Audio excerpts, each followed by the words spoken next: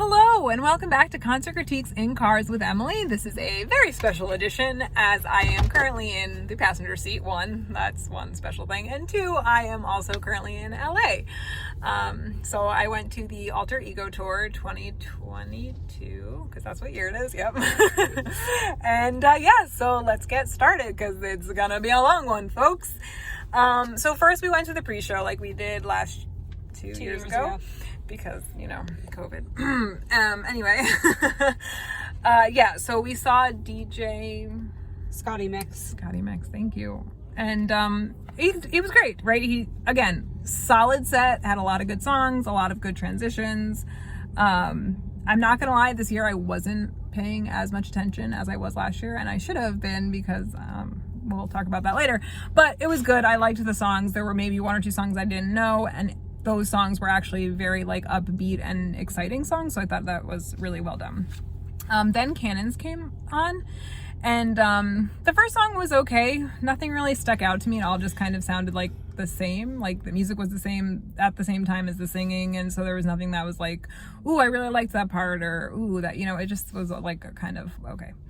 Then they played their new song Ruthless, which was a much better start. I liked way better than the first song. After that they played Hurricane, which is new/unreleased, so that was kind of cool, and I actually really liked the beginning, and I really liked the chorus and the bridge, so that song was pretty solid, and I thought that was a good choice. And it's super cool that it was unreleased, because it's just fun to make people feel like they're getting this exclusive, and I guess we were technically. Then they played a song that I totally recognized, and at first I was like, what is this song? And I was like, oh, Bad Dream, got it. So that was really awesome. I was really excited to see that live. They didn't really seem to change much, but again, it was still really fun to see live. And then after that, they're in their next song, I really liked the repetition in the chorus. And it was that quicker, shorter notes. So obviously, again, guys, I really like that. Then she introduced the band. They played a new song called Purple Sun, which I actually really, really loved the lyrics in the verse and the chorus. Really good follow-up also to the previous song. And honestly, this was the song where, in my opinion, the singer started kind of enjoying herself.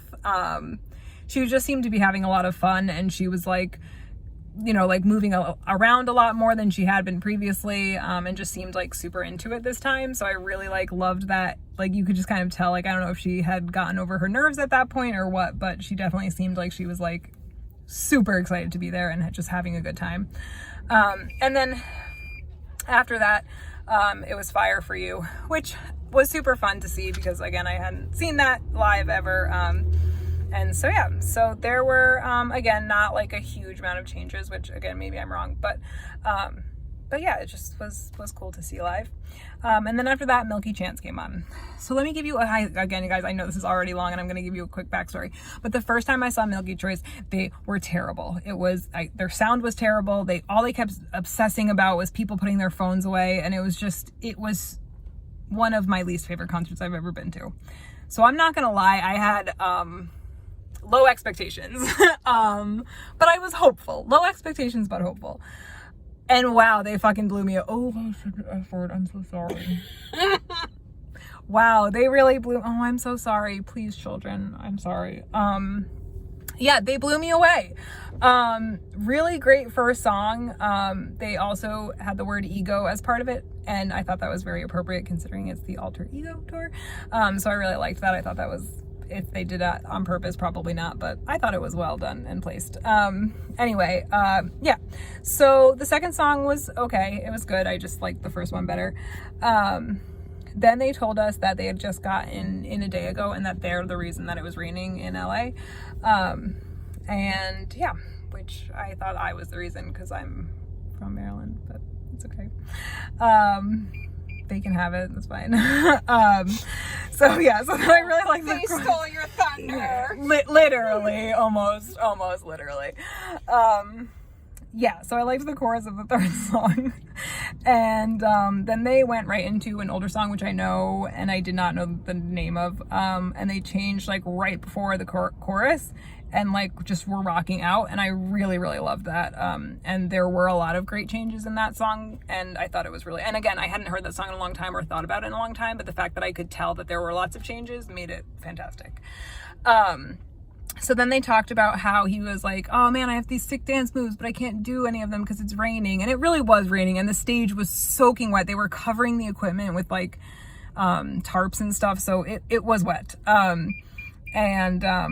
Yeah, so then they sang a song that had a lyric about standing in the rain. It wasn't my favorite, but it was okay. Also, again, appropriately timed with the whole standing in the rain thing. Then they played Colorado. There was a subtle difference in the second verse, which I thought was fantastic. And after that, they played Flash Junk Mind, which was like, oh god, it was such a good follow-up to Colorado, and it was just so good because I was like, yes, 2 songs right in a row that I know and love. And then of course they played Stolen Dance, which was super great follow-up because it's like 3 in a row. And there was definitely some subtle change at the end of the first chorus, and the second chorus as well. So I really like, oh, and then the changes before the bridge and after, like anything surrounding the bridge was super great.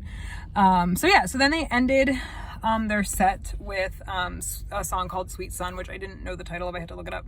But yeah, they definitely had this like just instrumental jam, which was really, really cool. And they just like kind of ended the song with this like super full sounding instrumental part. So I liked that. Again, didn't really know the song, so I probably would have just stopped at Stolen Dance, but it was good. It was good. And they definitely made up for the first time I saw them. Now I would actually go pay to see them because after I had seen them the first time, I was like, never again. But when they were free, and now they've kind of redeemed themselves, so I would definitely take another chance on them. Okay, so that was the pre-show. Okay. So then we went. Tell them about how I won the tickets. Oh yeah. So okay. So we had bought tickets because we wanted to come. Then on Thursday, Stephanie called into the radio station and won tickets, but they weren't much better than our tickets. And then so while we were here, we won tickets from Long John Silver's, and they were much better than our tickets. So we took those and had them, and they were great. So good. So good. All right, so the DJ again was playing when we all got in. We had missed like the first, I don't know, 20 minutes to a half hour of the original set outside during the pre-show. So to me, it seemed like the songs were different. I mean, obviously there were some repeats, and there was definitely one section where I was like, this is literally the same thing from outside. But I definitely felt like they were not the same consistently, so I was glad about that, because last time we came I felt like it was literally the same set, but this time I did not feel like it was the same set, so that was good. That was a plus. So then of course Imagine Dragons came on. They started with Believer, like little words here and there that were held and little yeahs added.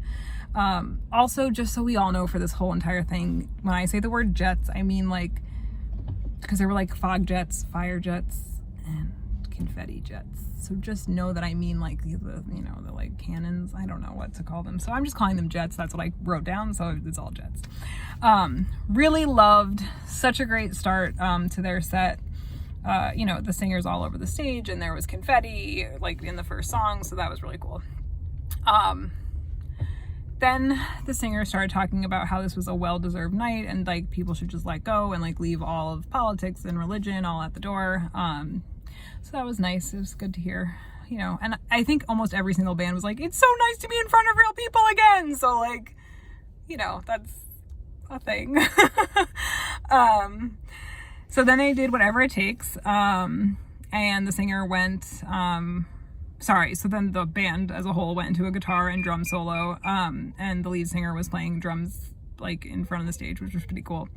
Then he talked about his anxiety and depression when he was a teenager, and how like it doesn't make you weak to talk to somebody, how it actually makes you stronger, and how that actually ended up saving his life, and that it could save others' lives.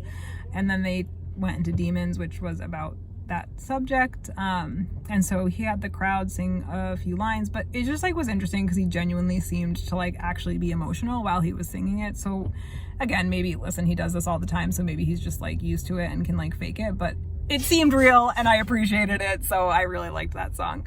I just also like that song in general. Then they played Thunder, which he like literally danced across the entire stage during the chorus because you know, it's not a lot of singing. It's just like the voice that's going thunder, thunder, thunder, whatever. Great. It was really fun to watch him go across the stage. Oh my gosh, guys. After that, there were some smoke jets in Thunder, and he added Never Give Up during the bridge, which I really liked too. I like any difference and change in like songs, so I really like that. So then they started the next song with only his voice, and it was Enemy, and I love that song, and I want it to blow up on the radio, and it was so good. And just like the bass and drums are just so fantastic in the song, so seeing it live was so fun and so amazing, and I really, really enjoyed that song. Then they started singing something that I didn't recognize, but I was like, knew that it was going to go into a song that I did recognize, because let's face it, they only played like 6 songs, so of course I was going to know every song. And then they went into Radioactive, and I was like, oh yeah, that was a good one. And yeah, so then he like did this thing where he's like moving the mic back and forth, and so you could like hear it, and then you couldn't, and then you could hear it again, so that was kind of cool. They changed the bridge, which I loved. They added strings, and they had that big clear drum that they play, so they were playing that. So yeah, that was awesome. And yeah, they had confetti, and then like at the end the lead singer just like knocked the big drum down. It was so crazy. He was so crazy. It was so good. Really loved that as a closer. It was a good choice. Then after that, Maneskin played, and I'm not gonna lie, their outfits were amazing. So amazing, like just so amazing. And so they started with a song in Italian, and as an Italian I appreciated it and loved it, and it was actually a good song. I just didn't understand what they were saying, but it was still a good song. Then they played a song with, listen, I don't know the title, but it was for sure had Mamma Mia in it. And one of my favorite moments when I went to Italy was when we actually heard an real Italian man go Mamma Mia to this girl on a bike. It was the best moment ever. Well, one of the best moments ever in Italy. So like I was all about that song, because I was like, yes, Mamma Mia made me think of that moment, and it was wonderful. But I really thought it was a good start. Like it had a strong, solid open. And then it was like a really quick, short feel. So, you know, I love that. So I really liked it. And then they played Begging You, which they let the crowd sing a few lines.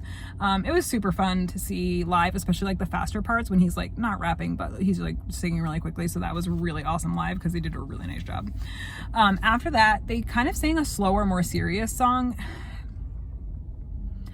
And that was interesting because, you know, the songs I've heard on the radio, not that they're not serious, but it just like had a serious tone to it in terms of like the lyrics, and just like more like, again, slower and more serious. But yeah, so the guitar parts were like super cool. And the singing reminded me a lot of a Placebo song, just like in general Placebo. Not necessarily the instrumental part, but the singing. Yeah, so then they sang I Want to Be Your Slave, and he changed the bridge like with the guitar part, so that was pretty cool. And it was, again, just like super fun to see live, and that's like one of their more popular songs, so that was really fun, and that was the last song that they played. Okay, we're almost there, guys, and by almost I mean not really.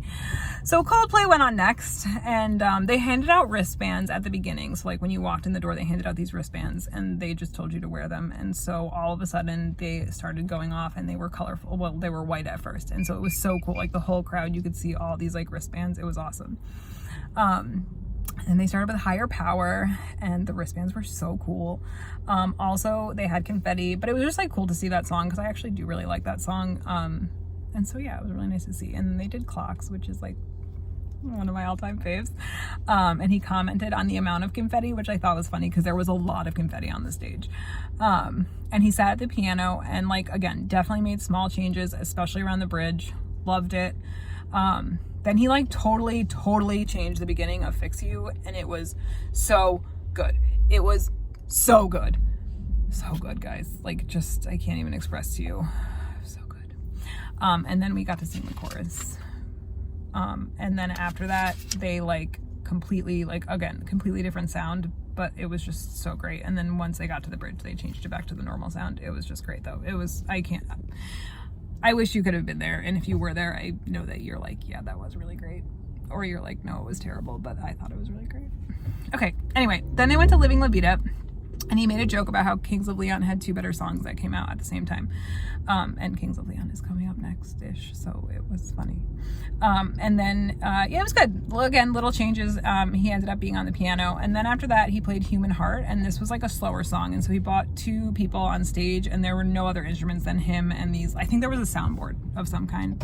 So it was the lead singer, a woman who was singing, and then this woman who had a soundboard. I think that's what it's called, and that's what I'm calling it. So then they started the next song, but then they actually stopped because he was like, whoa. This is the first rock song we've ever made out of 9 albums. And he's like, all these years, we've just been like something soft. So that was pretty funny. And then they started playing, and I'm not gonna lie, he wasn't wrong. This was a real legit rock song. Like, it was so fantastic. Definitely had a solid rock feeling, which some of their songs don't necessarily, but you know, whatever. Then they played Yellow. Well, then he played Yellow acoustic. Oh god, he made jokes about it being like written for BTS before they were BTS. But it actually had a good lesson, because he was basically saying, like, at the end, he was like, no, just like do what you like want to do. It's like worth it, because I guess people told him that this song would never make it, and then it did, and it's like one of their biggest songs. Again, a lot of like holding words and pauses a little bit longer, so I really like that. Like, sometimes he would actually even sing faster. So again, just fantastic. Those little tiny changes I loved. Then they played My Universe, and I was interested to see how they're going to do the BTS part. They just had BTS appear on the screen behind them. But he did, okay, I don't really know who sings what part in the song, but I'm pretty sure he sang the English parts that the BTS members sing. But I think sometimes he also just sings those anyway in the song. I'm not really sure. But they had like this firework jets, right? Well, they like jammed on the guitar at the end, so that was really cool. And then I thought that was gonna be the last song, but then they went right into A Sky Full of Stars, which I really was not expecting, and there was even more confetti. And so yeah, it was like a really fun ending, definitely like a little bit more upbeat. So yeah, I was surprised. I really did not think they were gonna play that song, so that was a pleasant surprise. Then after that, Willow came on. So she opened with her hit Transparent Soul. And I was surprised that she opened with it, but it was super impressive. Her voice is super impressive. She made subtle changes, which again, for like a newer artist, a younger, newer artist, it doesn't happen very often. So the fact that she was like able to do that, I was really impressed. I really liked the verses in her second song. And then she played her newer single, which I knew and actually didn't realize it was her. But I like loved seeing it. I was like, oh my gosh, this is so great. And then it was interesting because like, so there clearly is like another singer, or at least there was like, she had part of the singing recorded. And so it was interesting because she couldn't really make changes because she couldn't go at her own pace, right? She had to like follow along with the song, but she even still was able to like fit a few minor changes in there. So I really like loved that she was able to do that. Like, I thought she was really like wonderful at that. And then I really liked the first verse of the next song. And then she just sang. So it was the song that's with Avril Lavigne, and Kenny Hoopla is in the video. So I'm assuming Kenny Hoopla's in that song, and I definitely need to check it out because I love Kenny Hoopla and Avril Lavigne. Let's face it, I'm not gonna lie, I just like her. Hey, don't ruin the surprise. Anyway, yeah. So then it was so she just sang Avril Lavigne's part. She didn't even like have a recording of it. She just sang it. And then there was like a slower, less like rock vibe to the next song. But man, at the end, she got really like the high note she hit was like super impressive. And then that's where she ended. So it was like kind of a weird song to end on, but then when you hear the high note at the end, you're like, oh, that's why you ended on that song. So it made sense. But her set was like super energetic, and then that last song was a little bit slower. Then Kings of Leon came on. I didn't recognize the first song, but they did have like some nice, powerful instrumentals between verses. Then they played Waste a Moment, which I guys totally forgot about that song. And when they started playing it, I was like, oh my gosh, I like totally remember this song. So that was like really fun to hear. Then after that, they played Closer, and I did not know that that was the song title. I had to look it up. But I really liked the instrumental part at the beginning, and then like the verses were also good. I did not love the chorus. It was just like a weird, like the verses I was so into, and then all of a sudden they would change the music to like get into the chorus, and I was like, eh. But then the verses would start, and I'd be like, oh, the verse. Then they played Sex on Fire, which is always great to see live, super fun. He let the crowd sing one of the choruses and did a little like phrases, like added little phrases or words here or there. So I liked, again, those little subtle changes. The bass of the next song had like a really quick short feel, so I really liked that. They had a really interesting start to the song after that, and I actually really liked it, which carried all the way through the song, which at points I was like, this is gonna get old real quick because it was a very distinct sound, but it actually kind of didn't, and I kind of actually really liked it throughout the whole song. Then they played Use Somebody, which, you know, it's just, how do you not love that song at a concert? So that was really fantastic. And then they played another song that I recognized, but I didn't know what the name was, which was a really great follow-up to Use Somebody because it had a similar feel. And again, it was like a more well-known song. And then that was their set. I'm not gonna lie, Kings of Leon, it's hard. They were good. Their sound was great. I think they chose good songs to play. But you know, you came off of like this high of Willow. Like again, her whole set until the last song was like very energetic. So it was just like but it's hard to place a Kings of Leon-esque band in this lineup. So like, I don't know. I'll talk about it later when I do the score. All right, so then there was All Time Low. So the first song they played, I loved the short, quick feel of it, especially of the verses. They had streamers during the first chorus, which was like, again, surprising because we weren't expecting it so early in the set.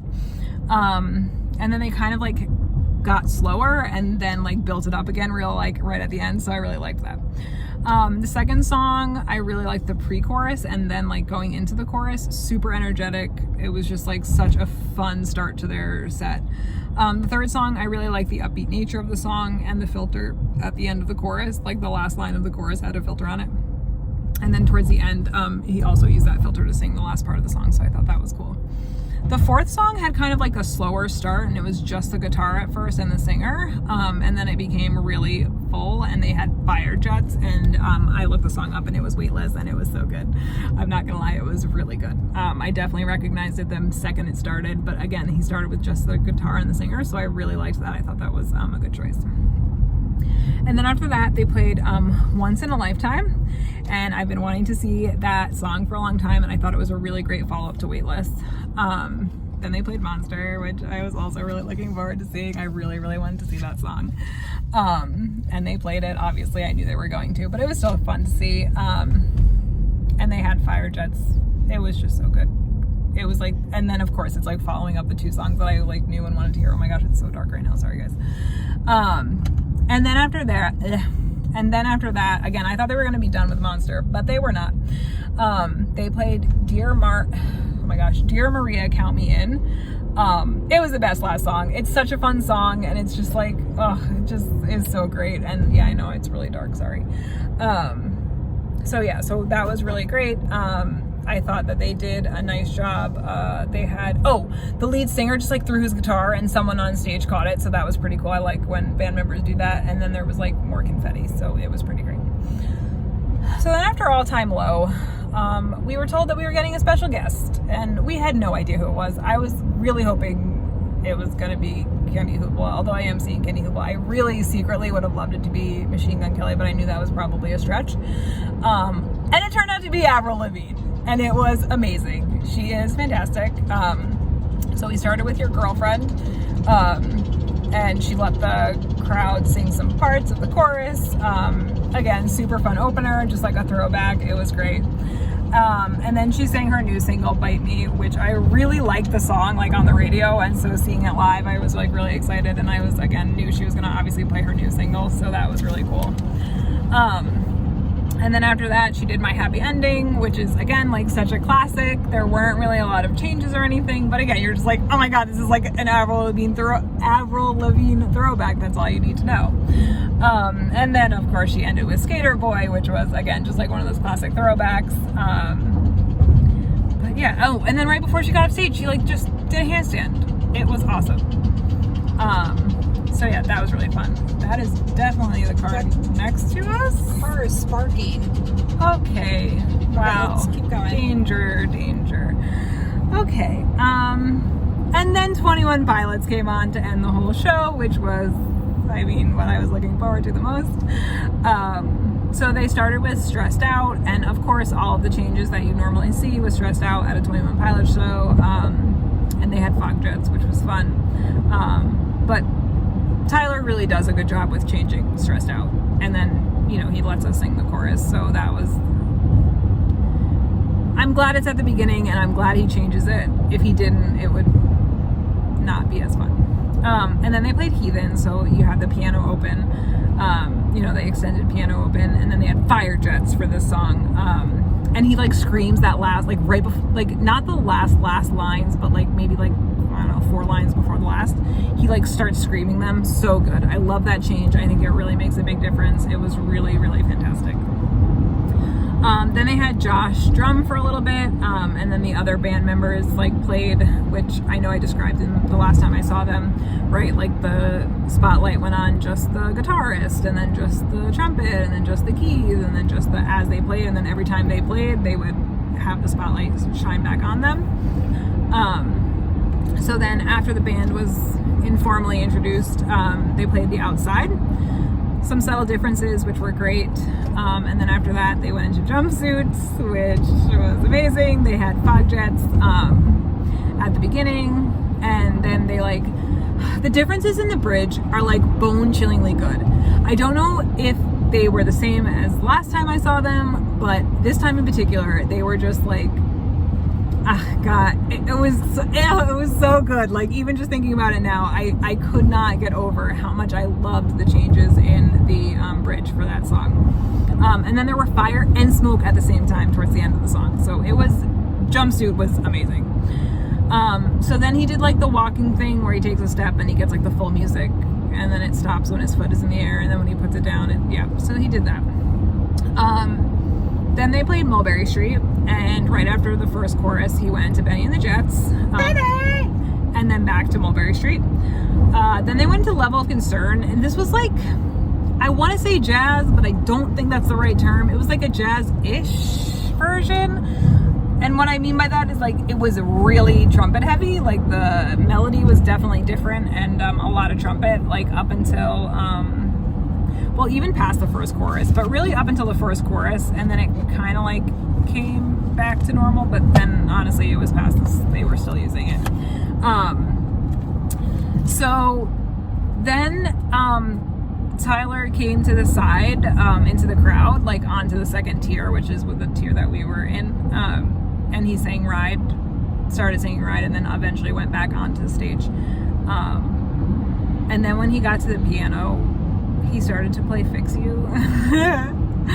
But he not only just played like the best part of Fix You, it was just so perfect. He played like my favorite lines in that song, and then he talked about how Chris Martin, who is the lead singer of Coldplay, called him and left a voicemail about like how much he likes their music and how significant that was to him, and so you know, and how significant it was that they were like playing on the same bill as Coldplay.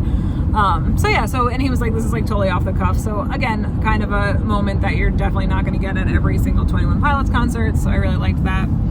After that, they played Shy Away, and went into My Chemical Romance after the second chorus. So again, that was like super fun. And then unfortunately I knew it was only going to be between 1 or 2 songs to end it, because they were only playing one more song. And so they chose Car Radio, which was a good choice. They had the podium thing in the back. So he jumped off the piano and there were fog jets. And yeah, so then he walked back to like the back part, the podium thing, climbed up and finished the song. And then he just kind of said, we are 21 Pilots and so are you, just like on there. Usually they do it on stage together, but yeah, so it was definitely a different end to a 21 Pilots concert for me personally. You know, so it was different, but not necessarily no, it was in a bad way, but it wasn't their fault, because I think they had a strict time limit and they were already over it because we were like 10 minutes behind the schedule. So the fact that they even played Car Radio, I wonder if they were like pushing limits.